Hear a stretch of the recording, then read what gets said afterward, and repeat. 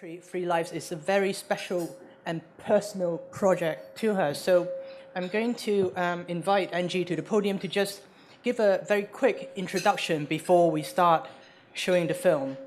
So let us give a big welcome to Angie Chan.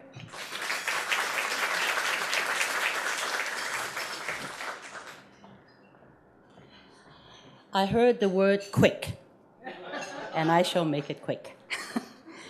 Good evening, everyone. Thank you for coming.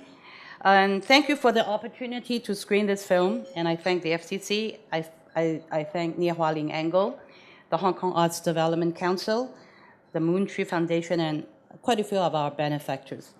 I'd like to read to you a letter from a participant of the International Writing Program in Iowa City.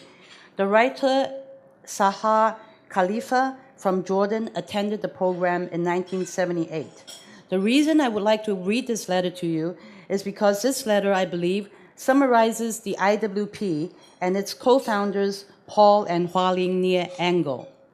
And it is the reason why I made the film. So I read an excerpt of this letter very quickly. The letter. I will only talk from the heart, my heart. Despite all the mental and emotional confusion I feel toward America as an Arab, as a Palestinian, and as a socialist feminist, the IWP will always remind me of the most beautiful face of America. The face where races, nationalities, sexes, and beliefs are only variations in a colorful symphony rather than elements of conflict and split. If the only bliss the Americans have is this, what the IWP represents, it will be enough. More than enough.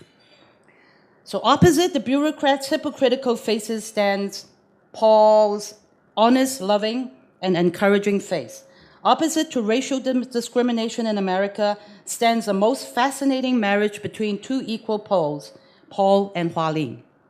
Opposite to the closed mentality and snobbishness that prevails among many people I got in touch with during my stay in America, stand Paul's and Hua Ling's humility and humanity.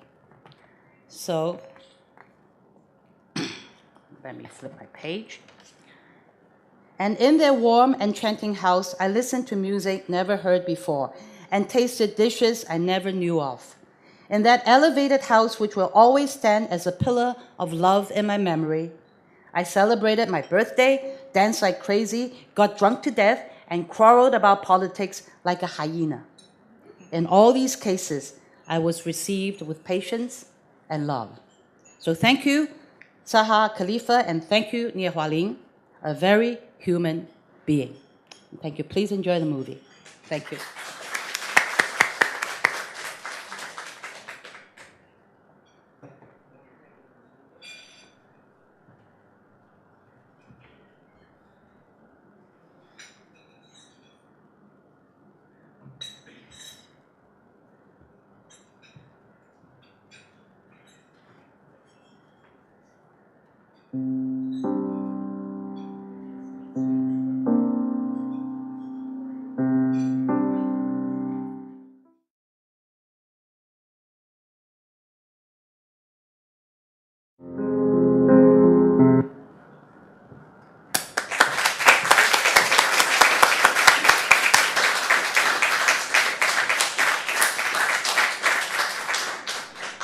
Absolutely incredible film. We have a bit of time now for Q&As. Let me kick off. I mean, I'm just dying to know. Angie, so how did you get to know the Angles? Actually, I was the high school schoolmate of her eldest daughter. So I think we were teenagers at the time, and my family moved to Taiwan for a brief period of time. And so we went to the same high school, junior high school, and we became very good friends. So that's how I got to know Nia Hua Ling. I actually visited their home in Taiwan at the time when she talked about the White Terror period, and she was locked up and holed up in a room and just writing. And I just always remember this very elegant looking, I called her auntie because she, of course is older than I, And I always thought, I never really realized what she did as for a living. I didn't know she was quite an established writer already at the time, I guess, in Taiwan. And so that's it. Then when they went to America, and I also went to America for my education. Then her daughter asked me to go to Iowa instead. I was in Illinois at the time, so I transferred, and I stayed for 5 years with them.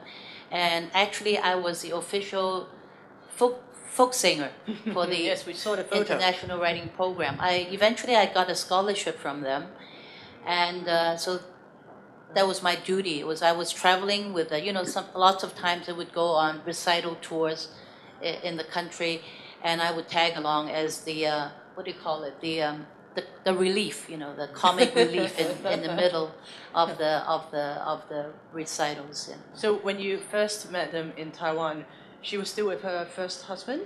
Yes, she was still. But then her husband at the time was I remember working in Japan as an interpreter. So he was never really home. So she was pretty much alone. I guess that was I think the main reason that later on she decided to divorce her husband was because they never really spent too much time together.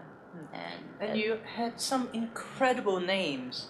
Names? Among the people you interviewed for the film, right? Yes. Was it a bit of a struggle to get a hold of them? Struggle-wise, no, but of course I was in awe with all these big names, and being a director, I have to go and interview them, and so that took a bit of doing because I had to dig in and read a lot of their works before I dared to face them. So when you spoke to Mo Yan, had he Liu won Hua, the Nobel Prize then? Or No, before? he hadn't yet. Yeah, that was in 2009 in Beijing that I interviewed him, and interestingly, he was one of the more subdued interviewee. He didn't really let in on a lot of his innermost feelings about anything. He was very careful, as we felt.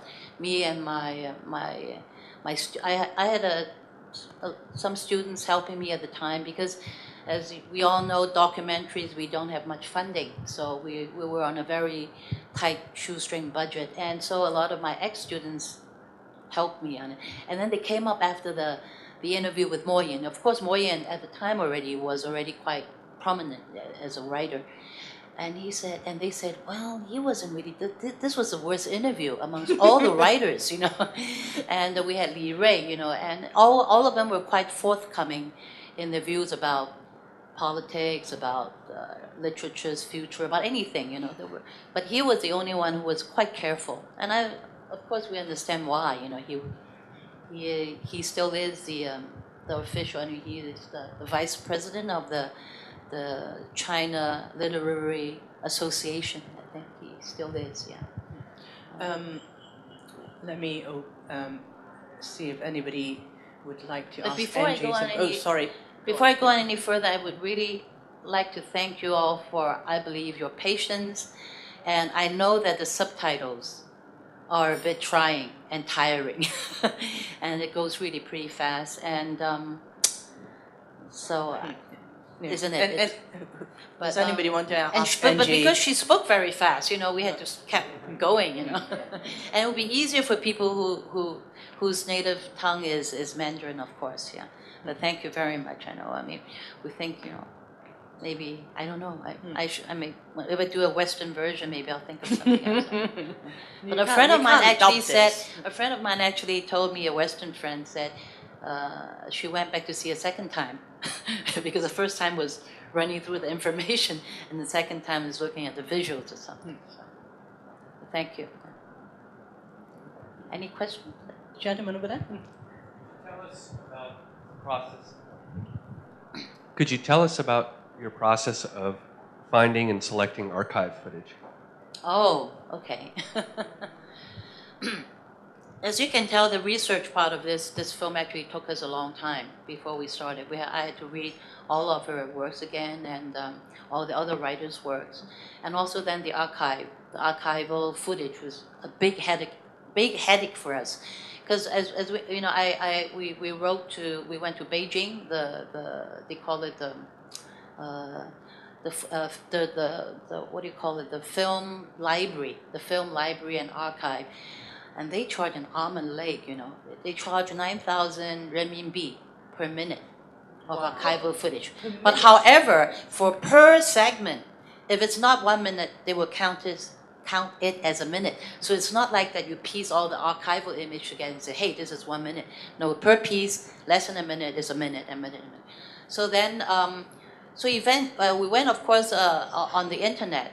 Also, we searched all over for the old footage, right?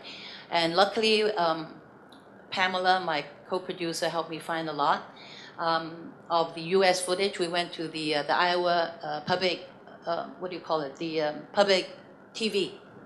Yeah, we got the film, a couple of pieces of the old footage. Actually, were donated by them, and the only exchange was that I will have to give them the right to broadcast this film. And then we got some footage from the International Writing Program, the argument, you know, that fantastic argument segment I really love, with them talking, you know, bickering about the prostitution of art, right? And that's really my favorite, one of my favorite segments. And so all the Chinese bit, then what we did then, we went to Taiwan, we went to the library, and finally we found a private source that was selling it for half the price. So it's not 9,000, but it was 4,000. So we bought some footage from them, and also then we found a producer in Beijing who had some private collection, and because he was a friend of Nie Hualing, so then he let us use it. So he said, so it's like bits and pieces, just gathering everything. And of course, the Nixon bit was from the Nixon Library, yeah. And some from the Library of Congress, actually, some footage that doesn't really cost you any money, but you just bring a hard disk and you pay for the transfer fee. So if you ever want archival footage, go to the Library of Congress, Washington, D.C., yes. Any other questions, Angie? The gentleman over there. Oh. Sorry, can you tell us what happened to the International Writers Program after Paul Engel died? Did it You continue? mean the Writers Program or the Writing Program or Yes. the Writers Workshop? Did The it writing continue? program? Yeah, The one that is still continuing? no, I mean the workshop. The workshop. You know, there is a difference between the Writers' Workshop and the International Writing Program. The Writers' Workshop, of which Paul Engel was the director, actually is an MFA program for writers, and mainly most of the writers were American at the time. A lot of very, very renowned, I believe you know, writers came out from the Writers' Workshop. Snodgrass, you name it. Even Tennessee Williams dropped out of it, we heard, you know. But anyway, just a lot of them, the one flew over the cuckoo's nest, what was the name? I don't quite remember. My memory is slipping me most of the time. But anyway, a lot of the American writers actually came out of that program. And he actually retired before he died. He retired in the 80s, and then his wife continued on as the director for the International Writing Program.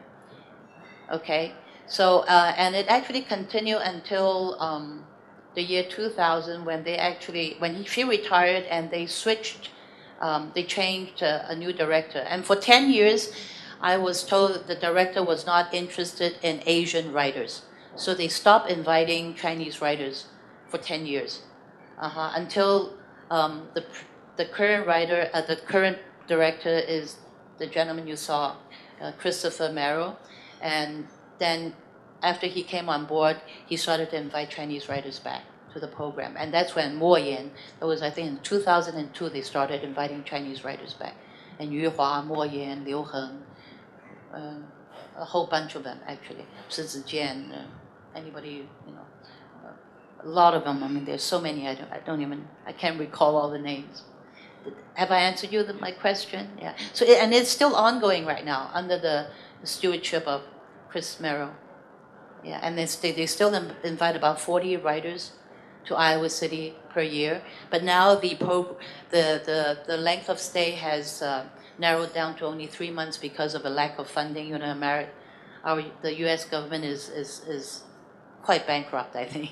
So before in the 70s, the writer they were staying like for 10 months there, all of them. Yeah, they get a 10 months and everything paid for, and they could do anything they wanted. They could just shut the door and write, or they could just party, or they could do nothing, and nobody. I mean, they didn't really interfere, nothing. So there was nothing to criticize, as they say, you know. Yeah. So, but they had most of the time they were drinking. Drinking, yes. Drinking and bickering, yeah, and arguing, yes. And sometimes, you know, some hanky-panky too. I know, I heard. But anyway, in general, I still remember those were really wonderful days. Those were like amazing days. And we talked to some of the recent writers who had seen the film, because we brought the film back to Iowa last October, and a number of the writers were still there. And then after they saw this film, they said, I wish I was there. I wish I had gone then and not now, you know. So I guess the atmosphere is quite different, and as they all say, it is because of the couple. Because of the couple, the difference, yeah. Because the door was always open. The door was always open. Any other questions?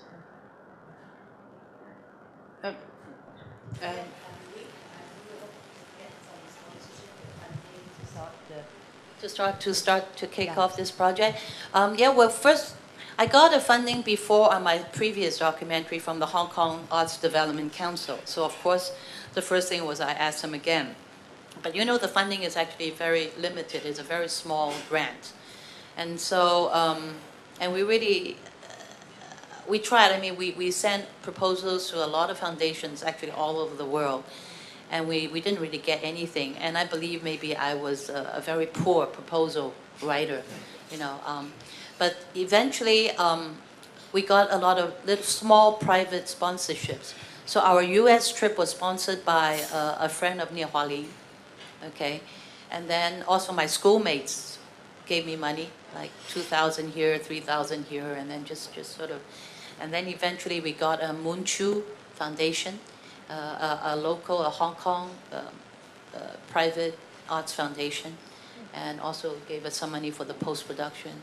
And even the songs, you know, we asked person, like, who will sponsor this song? And then so somebody said, okay, I'll take the song, you know, something like. But it took a long time for us to get the money. But we, basically most of most of the people worked on the film got very, very, very little pay. And so I really am very thankful to them. I think it's an absolutely wonderful, wonderful film, and it's such a fascinating subject. And I'm sure a lot of people didn't even know about the IWF before this, but as you say, such an amazing alumni have been through it as well. And what's the response that you have had to the film? And will it be shown a lot more, and will it be promoted a lot more? Right, we're still searching right now. Yeah. Basically, as you can tell, that a lot of this right now is really done. The reason why I have to explain, because somebody asked me before, was that why didn't I cover other writers from other countries? And the only reason I can tell you is that because we didn't have the money. We didn't have the money to go. I mean, I wish I could have gone to Yugoslavia. You know, a lot of people from Eastern European countries, when they came over, a lot of them.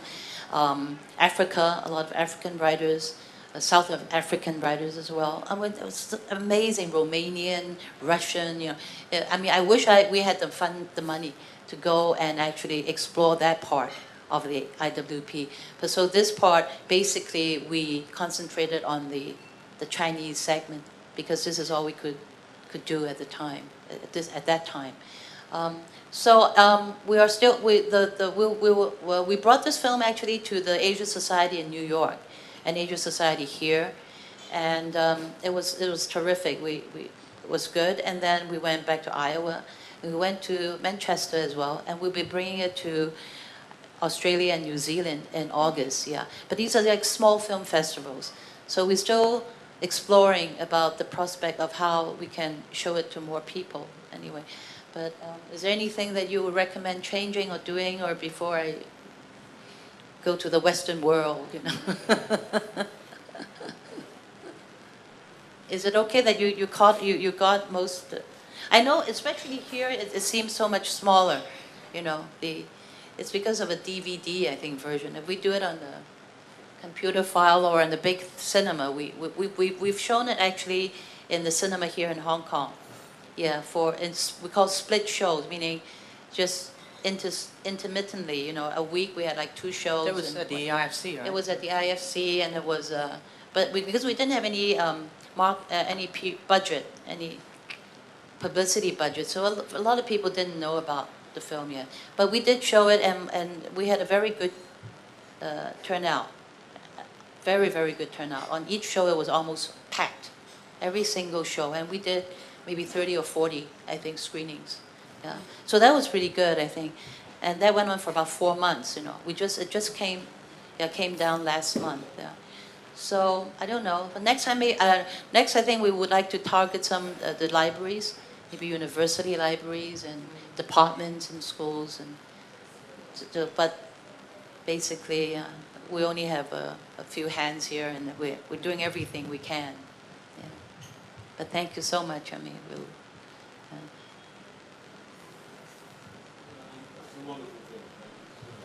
thank you. How long did it take you to actually make it all happen? How much of your life did this film? It was this one was quick already. 3 years, yeah. 3 years when I saw. But actually, the idea of making a film on them occurred in 1980. 1980. But then I came back to Hong Kong, and I forgot about it because I was drawn into, you know, like making a living, so to speak, right? And so after I left the U.S., and he gave me permission to do this, to do a documentary on him. And so in 2009, I found this letter again, Providence or something, yeah. Found this letter, and then, so that really triggered me to call her up. And I thought, well, it's still not too late. At the time, she was 85 years old already. So I called her and I said, can I do a documentary on you instead? I know it's too late now to include Mr. Engel in it.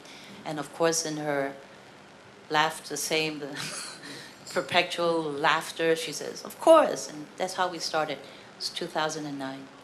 And we finished it in 2012. 3 years, yeah. I find it very inspiring, and maybe you could show it at some universities or writing classes or something like that, because I think it's very inspiring, and I think it would stimulate writers, and I think it would be a 1.5 hour well spent for them to watch it, and I think there'd be an audience which would appreciate it. It's a very inspiring film. Thank you. Thank you. Thank you. Okay, one more question? Can I pick a gentleman, maybe? I always Well, love you're to do going to that. pick on yeah. someone, right? Or maybe what you think, yeah? Would you like to tell us? Yes, I thoroughly enjoyed it. I'm not a writer or anything, but I'm actually Chinese American, and I thought it was more going to be about different Chinese in America type of thing.